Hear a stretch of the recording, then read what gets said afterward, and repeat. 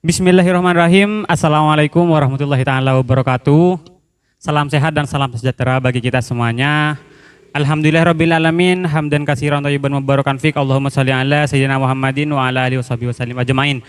Ya, kembali lagi teman-teman bersama kita dari komunitas simposium pada edisi diskusi yang ke-255.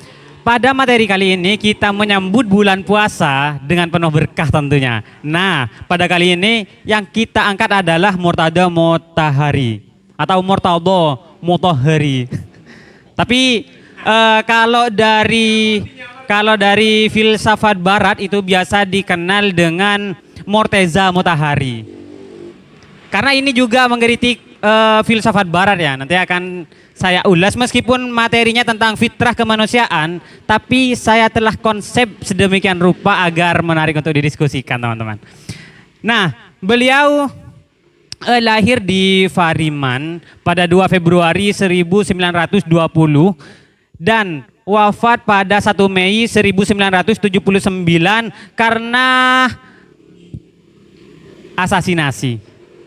Ya, beliau wafat karena dibunuh dalam perjuangannya memperjuangkan revolusi Islam, di mana dibunuh oleh kaum Islam juga yang menolak revolusi Islam. Ketemu Islam sama Islamnya ini. Nah, ini menarik teman-teman.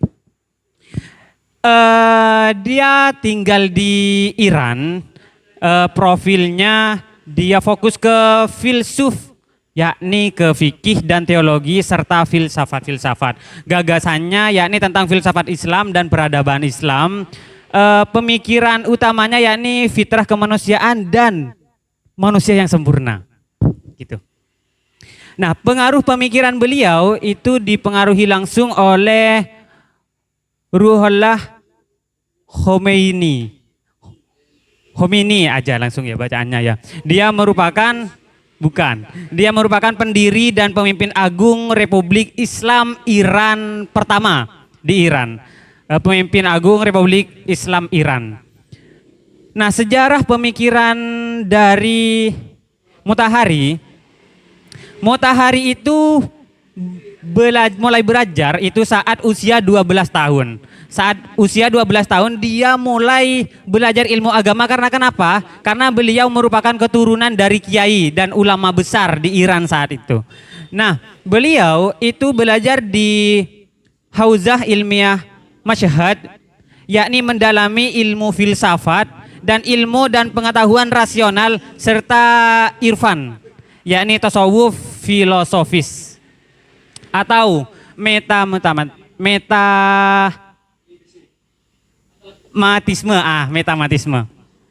Tasawuf filosofis itu. Nah, latar belakang pemikiran beliau teman-teman. Jadi pemikiran tentang fitrah kemanusiaan ini berlatar belakang dari kritik dia terhadap filsafat barat.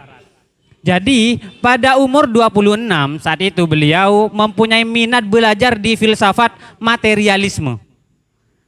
Mempunyai minat di bidang materialis. Karena kenapa? Karena di Iran saat itu ada yang namanya Partai Tudeh. Partai Tudeh itu adalah organisasi Marxis besar di Iran saat itu. Jadi ada Partai Tudeh yang itu isinya adalah organisasi masyarakat yang menganut paham Marxis. Nah, dari situ Motahari itu ingin belajar bagaimana tentang filsafat materialisme saat itu. Jadi dia banyak membaca dari buku-buku Marxis yang telah diterjemahkan secara palsia gitu bahasanya. Nah, setelah mempelajari beberapa bukunya Marxis, beranjak saat dia memasuki mahasiswa puncaknya ya. Dia saat mahasiswa itu dia belajar di dia belajar fokus filsafat dan ilmu pengetahuan modern. Jadi dia itu ingin mengusung ilmu pengetahuan modern yang kental dengan keislamannya. Karena dia itu merupakan seorang filsuf Islam modern yang kental akan akidah Al-Quran dan hadis-hadis saat itu. Karena dia memang keturunan sang kiai gitu. Nah, karena dia tertarik ke ilmu-ilmu modern teman-teman, yaitu mengenal filsafat barat mulai dari Aristoteles hingga filsafatnya Sartre, Jean Paul Sartre saat itu. Nah, ia menelaah tulisan-tulisan mulai dari tulisan Sigmund Freud saat itu, mulai dari Bertrand Russell, Albert Einstein, Erich Fromm, dan Yuval Noah Harari saat itu. Dan yang paling menarik teman-teman, dia itu tersentuh hatinya dan pengetahuannya ketika Yuval Noah Harari itu mengatakan bahwa manusia itu tidak ada kaitannya dengan Tuhan. Manusia itu tidak ada kaitannya dengan agama. Manusia itu bertindak atau berperilaku sesuai dengan keadaan biologisnya saat itu. Jadi burung itu bisa terbang bukan karena ditakdirkan untuk terbang, tapi karena dia punya sayap. Katanya Yuval Noah Harari. Loh, saat itu pun Motahari itu bergejolak. Loh, kok seperti ini? Setelah dia belajar bahasa, setelah dia belajar agama, dia belajar filsafat barat, dia mengkritik. Katanya tidak sedemikian. Karena katanya Motahari, inilah pentingnya peradaban Islam di saat-saat masa kontemporer saat ini. Nah, di saat-saat masa kontemporer saat ini. Jadi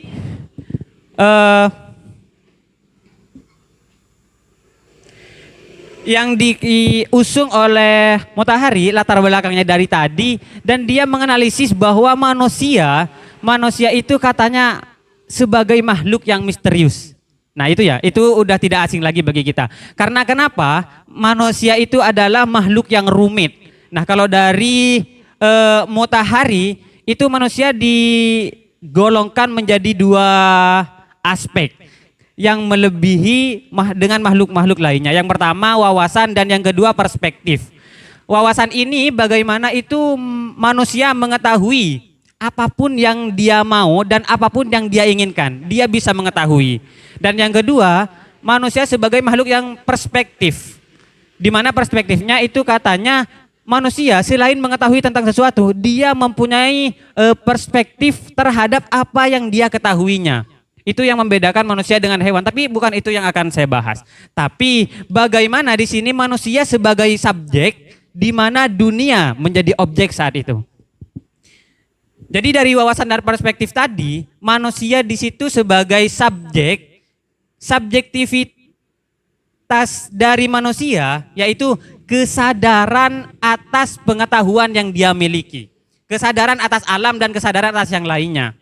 Nah, kesadaran itu manusia entitas alam yang sadar dan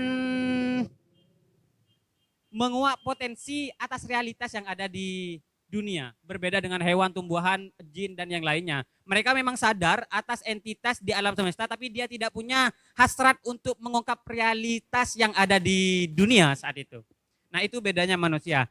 Nah, ini bagaimana menjadi manusia yang fitrah kemanusiaan tadi? Berawal dari siapa itu manusia menurut Motahari. Jadi siapa itu manusia? Yang pertama adalah manusia adalah dalam konsep agama itu menghadirkan fitrah. Fitrah itu yang mana dikatakan bahwa penciptaannya tidak melalui contoh sebelumnya atau penciptaannya tidak melalui yang ada sebelumnya. Itu katanya. Manusia kental dengan fitrah. Sehingga fitrah itu sendiri dikatakan sesuatu yang diciptakan tanpa contoh sebelumnya. Nah, ini dapat ditarik paralelisasi bahwa manusia berasal dari hakikat ketuhanan itu sendiri. Karena katanya tidak diciptakan dari sebelumnya, yang ada dari sebelumnya yang ada itu adalah Tuhan, berarti penciptaan manusia adalah manifestasi dari ketuhanan itu sendiri. Itu katanya Motahari. Jadi yang kedua teman-teman adalah ketika ada manusia, konsep manusia, ada konsep fitrah dan ada konsep agama. Nah, bagaimana hadirnya agama di situ? Jadi secara logis jika dikaitkan antara ketiganya tadi bahwa manusia berasal dari hakikat ketuhanan, maka sejak awal manusia adalah makhluk yang beragama. Nah, beragama itu menurut Motahari adalah dia yang memiliki nilai-nilai ilahiyah dalam dirinya. Nah, nilai-nilai ilahiyah inilah yang dikatakan sebagai fitrah. Jadi agama adalah konstruksi awal penciptaan manusia. Kalau ditarik benang merah. Jadi dalam konsep fitrah kemanusiaan dari Mutahari itu adalah yang pertama ada Tuhan sebagai zat yang pertama, dia menciptakan manusia dan manusia itu merupakan manifestasi dari Tuhan sendiri sehingga dia fitrah. Dia tidak diciptakan tanpa contoh sebelumnya. Kan dikatakan bahwa di Al-Quran menurut Mutahari itu tidak ada kata fitrah selain dia disandingkan dengan manusia. Dalam konsepsi ya, kalau dalam metodologi atau dalam bahasa kan ada zakat fitrah atau apa ya, bukan itu yang saya maksud. Jadi secara epistemologi tidak ada fitrah yang disandingkan selain kepada manusia karena memang hakikat fitrah itu dimiliki oleh manusia itu sendiri. Nah, fitrah itu adalah sifat-sifat dari ketuhanan atau kandungan dari ilahiyah. Jadi antara antara Tuhan, manusia dan fitrah itu tidak bisa dipisahkan. Jadi katanya Mutahari, ketika manusia adalah manifestasi dari Tuhan sebagai fitrah yang tidak ada contoh sebelumnya saat penciptaan manusia, maka ini tidak bisa dipisahkan dengan Tuhan. Nah, jadi dari sini fitrah dengan manusia itu kaitannya adalah menjadi agama. Nilai-nilai ilahiyah yang dimiliki oleh manusia. Jadi ketika ada konsep dari kaum materialis dan ada konsep kaum ateis, itu katanya Mutahari itu apa? Error, itu katanya tidak nyambung. Jadi bahasanya itu ketika ada orang yang mengatakan bahwa ada kaum materialis, ada kaum ateis yang tidak mengakui adanya Tuhan, itu apa? Kesesatan dalam konsep gitu. Karena kenapa? Katanya dari awal saja ini merupakan manifestasi. Jadi tidak mungkin dia itu ateis, tidak bertuhan. Gitu teman-teman. Tapi lagi-lagi ini bukan secara konsep kita ateis tidak mempercayai Tuhan, tapi dalam hati kita masih yakin. Ini secara batin ya, secara batin ya itu mengatakan bahwa kita sebenarnya ya tetap makhluk yang ilahi ya, yang bertuhan gitu teman-teman. Itu katanya aneh. Kalau katanya Mutahari. Terus berikutnya teman-teman, berbicara tentang Mutahari itu Mutahari dalam bukunya yang berjudul Falsafah Agama dan Kemanusiaan itu mengatakan bahwa yang pertama kuncinya adalah agama dan kemanusiaan itu tidak bisa dipisahkan. Ya benar memang. Karena yang kedua juga ini yang diusung oleh Mutahari bahwa ada konsep pengetahuan dan keimanan. Nah, pengetahuan tadi berkenaan dengan yang dikatakan sebelumnya bahwa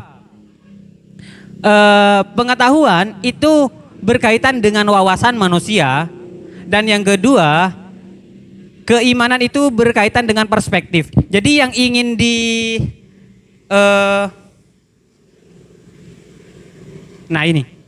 yang ingin diusung oleh Mutahari dalam konsep pemikirannya. Jadi fitrah kemanusiaan itu sebenarnya teman-teman berhenti sampai konsep di sini saja. Tapi ini tidak menarik untuk didiskusikan. Nah, yang selanjutnya yang diusung oleh fitrah kemanusiaan Murtada Mutahari sehingga akhirnya dia pun dibunuh dalam memperjuangkan Islam revolusi adalah dia ingin menggabungkan antara konsep manusia, ilmu pengetahuan dan keimanan. Jadi ada konsep manusia, ilmu pengetahuan dan keimanan. Katanya Mutahari, anggaplah bahasanya, kita tidak boleh hanya terjerat dalam keislaman yang kuno. Kita harus berjalan seiring dengan perkembangan zaman kontemporer. Jadi adanya ilmu pengetahuan itu tidak bisa kita tolak. Adanya ilmu pengetahuan itu tidak bisa kita tolak. Tapi ketika kita menjadi kritikus filsafat barat, ada dua katanya. Ada kritikus pesantren, ada kritikus yang memang kritik. Kritikus pesantren seperti ulama-ulama yang mempelajari filsafat-filsafat barat tapi malah nunduk. Dia mengaguminya, katanya tidak. Jadi menjadi ulama yang kritikus terhadap kritik barat itu bisa mengkritik dan menghasilkan kesimpulan katanya. Jadi ilmu pengetahuan itu harus berkaitan dengan keimanan. Karena ketika ilmu pengetahuan tidak berkaitan dengan keimanan, maka akan muncul seperti teori-teorinya Albert Einstein, teori-teorinya siapa? Yufar dan lainnya. Tapi kalau seimbang katanya Matahari, maka dia akan berkesinambungan sehingga menjadikan ilmu pengetahuan, keimanan dan kemanusiaan itu menjadi satu. Nah, inilah yang menghasilkan Islam, revolusi Islam saat itu di Iran. Ini yang menghasilkan revolusi Islam. Nah, untuk revolusi Islam itu sendiri teman-teman, dia sempat terhenti dalam mengenyam, dalam menggaungkan atau mengembangkan revolusi Islam itu sendiri setelah dia berumur 36 dan dia mengajar logika, filsafat, fikih serta mengajar usul fikih, dia teologi juga mengajar tasawuf. Jadi semua pendekatan ilmu pengetahuan Islam saat itu dia kuasai dan dia menjadi dosen di Fakultas Teologi di Universitas Teheran. Tapi selain dari itu dia menguasai konsep-konsep dari Teheran di Iran. Jadi dia itu dari saking banyaknya ilmu pengetahuan yang dia kuasai dijuluki wakil ulama yang intelektual, bukan intelektualis yang agamis, tapi dia adalah wakil ulama yang intelektual gitu. Nah, kembali lagi teman-teman bahwa saat revolusi Islam itu mulai muncul yang namanya kaum Sof.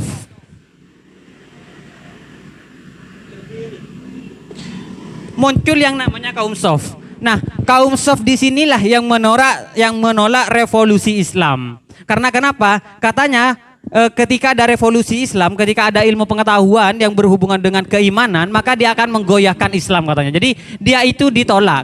Tapi tidak kecil itu usaha dari Motahari. Bahkan dari adanya kaum Sof ini, yang tadi itu gurunya Motahari yang namanya Khomeini, pendiri dan pemimpin agung Republik Islam Iran saat itu, dia itu dibuang ke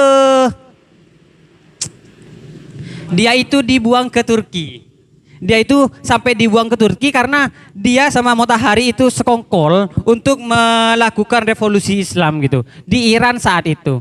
Nah, tapi setelah dia diusir ke Turki, maka Motahari lah yang menjadi pemimpin saat itu.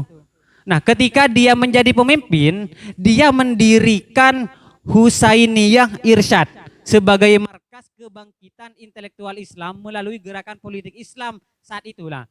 Gerakan intelektual Islam saat itu yang ada teman-teman, dia namanya revolusi Islam. Nah, ini yang tetap dikenal oleh sejarah, revolusi Islam Iran. Nah, melalui gerakan politik Islamnya teman-teman, ternyata setelah ditolak oleh kaum Sof, dia itu ditolak tempat dari perskumpulannya itu dibubarkan. Anggaplah kalau bahasanya di Indonesia, Motahari itu ingin menjadikan Iran saat itu menjadi bukan kepemimpinan agama. Khilafah. Jadi dia ingin khilafah. Jadi saat itu bahkan oleh kaum Sof, Motahari itu dilaporkan ke polisi saat itu, ke jenderal-jenderal saat itu, sehingga dia dipenjara. Dulu bukan sekuler, Iran itu dikuasai oleh ada dua kubu dulu di Iran. Jadi ada kubu yang kaum Sof itu dia yang Islamnya keislaman banget kental, ada yang Marxis tadi, yang sekuler tadi. Nah, adanya Murtahari itu ingin menggabungkan. Jadi katanya ilmu pengetahuan yang ada dari yang dibawa oleh Marxis itu tidak boleh ditolak katanya. Jadi harus ada integrasi antara ini. Nah, tapi ditolak oleh kaum Sof, bahkan dia dipenjarakan gitu. Tapi tidak berhenti saat itu, teman-teman. Ternyata saat yang pertama oleh kaum Sof, Motahari itu dihukum dan Khomeini itu dibuang ke Turki. Nah, berjalanlah saat itu tenang lagi. Tapi setelah keluar, Motahari setelah keluar dia tidak berhenti. Dia terus menggaungkan revolusi Islam karena kenapa? Katanya kalau Islam berhenti di situ, berhenti begitu-begitu saja, dia akan dihilang oleh zaman gitu katanya. Jadi saat itu pun kaum Sof itu tidak hanya berdiri sendiri, tapi dia mengajak teman-temannya. Nah, pada 1979, Motahari itu diangkat jadi ketua Dewan Revolusi Islam. Saat itu Dewan Revolusi Islam yang mana dia ingin menjadikan Iran sebagai negara Islam yang ingin menghempas Islam-Islam yang kuno dan menghempas sekuler yang ada di situ. Dia menjadi Dewan Revolusi Islam, tapi dia itu ditolak sehingga pada 1 Mei dia itu aktivitas oleh Motahari revolusi Islam tadi dihentikan secara brutal. Dan pada 1 Mei juga 1979 Motahari dibunuh saat itu. Karena katanya mengancam keadaan Iran, mengancam ketertiban Iran di situ, teman-teman. Jadi mungkin itu saja sebagai pengantar ya. Nanti kita lanjut diskusinya. Biar tidak terlalu melebar karena kalau sudah melebar akan sulit untuk dimengerti. Bismillahirrahmanirrahim. Langsung saja ya. Tadi disebutkan bahwa ataupun dari pemantik dijelaskan perihal relasi between knowledge and faith. Ya, tadi kan dijelaskan bahwa ada relasi antara knowledge, pengetahuan dan juga faith, keimanan di situ. Sehingga oke lah, sesuai bagaimana penjelasan. Hanya saja saya rasa pemantik itu kurang memantapkan. Knowledge itu menghasilkan bla bla bla bla. Faith, keimanan itu menghasilkan bla bla bla bla. Jadi value-nya si anjir, nilai dari relasi antara pengetahuan dan keimanan itu jelas gitu dari Murtada Motahari, atau saya lebih asiknya itu Murteza gitu kan. Ya, mungkin hanya itu dari saya, dipersilahkan. Dan assalamualaikum warahmatullahi wabarakatuh. Nah, secara jelas emang